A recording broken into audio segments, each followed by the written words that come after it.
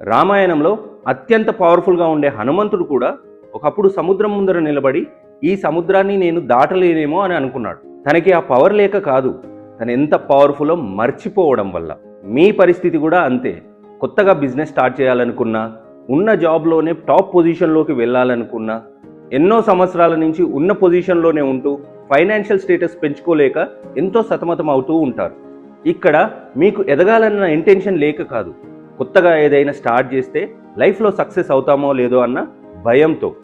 అందుకే మీ లైఫ్ ఉన్న చోటే ఉంటూ ఎక్కడ వేసిన గొంగలి అక్కడే అన్నట్టు సాగుతూ ఉంటుంది. కానీ హనుమంతుడు ఎప్పుడైతే తన శక్తిని గుర్తు తెచ్చుకున్నాడో అప్పుడు ఆయన అస్సలు వెనకాడలేదు.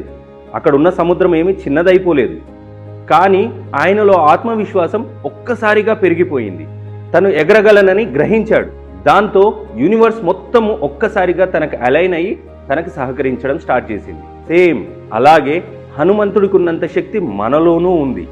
ఎప్పుడైతే హనుమంతుడిలాగా మిమ్మల్ని మీరు నమ్ముతారో, నా వల్ల కాదు అనే మాట నుంచి నేను చేయగలను అనే నమ్మకానికి వస్తారో, యూనివర్స్ మొత్తం అలైన్ అయ్యి మీకు సహకరించడం స్టార్ట్ చేస్తుంది.